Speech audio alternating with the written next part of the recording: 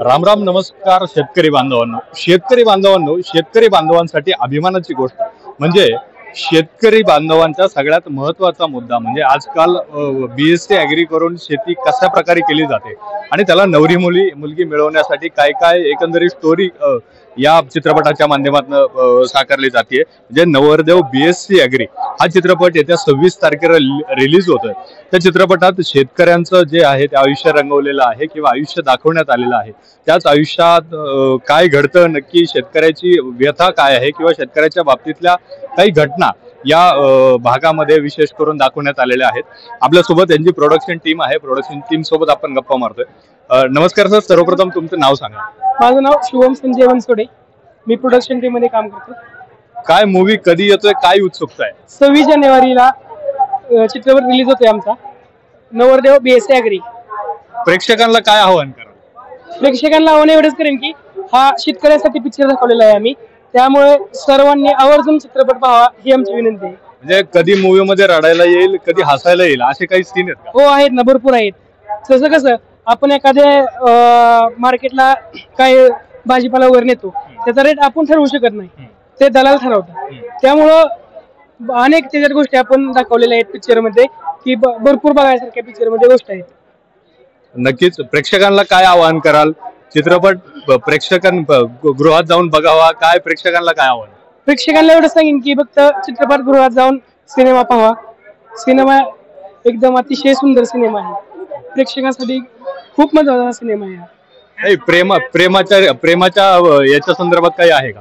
हा दाखवलंय ना, BSc ॲग्री नवरदेवाला कसं होतं, शिक्षण झालेलं आहे त्याचं, पण ऍक्च्युली मुली देत नाहीत त्यांना, शेतकरी म्हणले का मुली देत नाहीत, त्या संदर्भात पण आम्ही दाखवलेलं आहे सिनेमामध्ये। हा नक्कीच, खरं म्हणजे सगळ्यात महत्वाची गोष्ट की शेतकऱ्यांचं आयुष्य आणि एज्युकेटेड शेतकऱ्याचं आयुष्य म्हणजे BSc ॲग्री झालेल्या शेतकऱ्याचं आयुष्य। आपल्यासोबत अजूनही काही प्रोडक्शन टीम मधले व्यक्ती आहेत।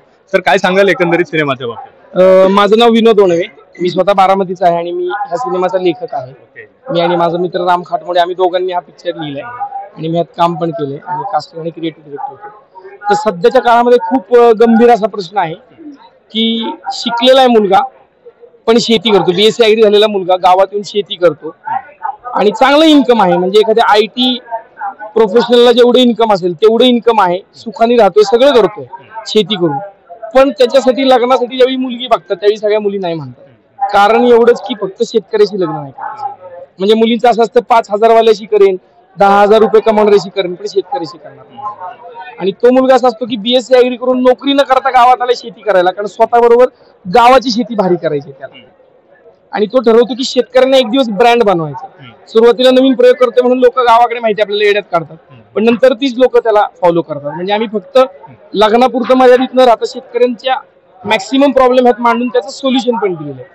आणि तसा विषय सिरियस आहे, म्हणजे लग्नासाठी मुलगी न मिळणं किंवा शेतमालाला भाव न मिळणं किंवा शेतकऱ्यांना येणाऱ्या अडचणी, विषय गंभीर आहे, पण हा आम्ही अत्यंत कॉमेडी पद्धतीने, अत्यंत एंटरटेनिंग पद्धतीने मांडलाय, म्हणजे जेणेकरून लोकांना चांगल्या प्रकारे करमणूक करून त्यांना म्हणजे एक चांगला मेसेज द्यायचा, म्हणजे इंजेक्शनच द्यायचं, पण इतक्या प्रेमाने की कळलं नाही पाहिजे। रॅपच्या बाबतीत काय सांगाल? म्हणजे एक तुफान कल्पना रॅपच्या बाबतीत, म्हणजे मराठी जनमानसात वेगळ्या पद्धतीने रॅप आणणं आणि त्यातून शेतकऱ्याचं आयुष्य उलगडणं, ही संकल्पना सुचली कशी? ही संकल्पना सुचली म्हणजे आम्ही 4 वर्षांपूर्वीच पिक्चर लिहिलेला, तर त्यावेळी ह्या चित्रपटाचा अजून एक लेखक आहे राम खाटमोडे, जो दिग्दर्शक आहे सिनेमाचा, तर त्यांनी आम्ही त्याच्या पुस्तकासाठी पण रॅप केलेला आणि आम्ही म्हटलं की कुठल्याही गाण्यातनं हे मांडण्यापेक्षा आपण रॅप मधनं मांडू, कारण रॅप मध्ये काय होतं, तुम्हाला जास्त ठाशीवपणे मांडता येतं आणि शेतकऱ्यांचा प्रश्न हा इतका मोठा आहे, म्हणजे इतक्या जास्त गोष्टी आहेत, इतक्या अनंत